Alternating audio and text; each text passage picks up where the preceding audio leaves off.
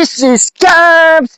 Guys, alam nyo ba, pag nandito ka sa probinsya, marami kang makikitang kakaiba. Katulad na lamang to ng nasa likuran ko, mukha lang siyang nakakatakot tingnan, pero maraming benepisyo sa ating kalusugan. O di ba nakakamangha? At alam nyo ba kung anong tawag dito?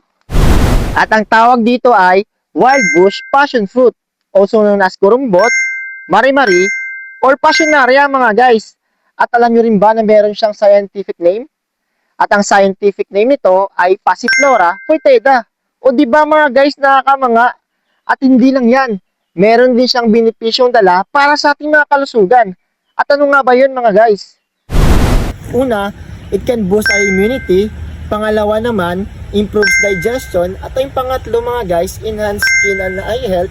At ang pang-apat, promote relaxation. At ang panglima mga guys, support heart health. O di ba mga guys, nakakamanga?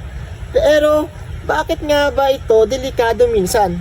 Kaya nagiging delikado siya sa ating kalusugan dahil meron siyang tinatawag na cyanogenic glycoside na highly toxic hydrogen cyanide.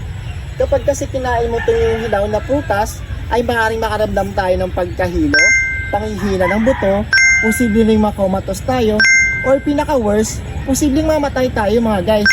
Kaya para maiwasan, huwag natin kainin yung hilaw. Kainin natin yung ganitong kulay, yung yellow-orange, dahil ibig sabihin nito, ito ay luto. Ito yung kinakain at nakakabigay ng sustansya sa ating kalusugan.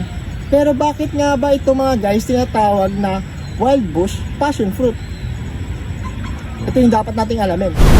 Kaya tinawag siyang wild bush passion fruit dahil yung ibig sabihin ng wild, tumutubo ito kahit saan.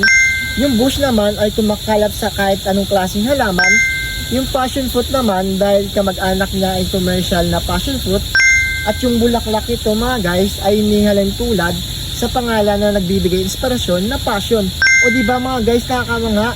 Ito si Marlon Cabs na nagsasabing kung ayaw mong maniwala, itry mo nga ito yung hilaw. Joke lang po. Ingat.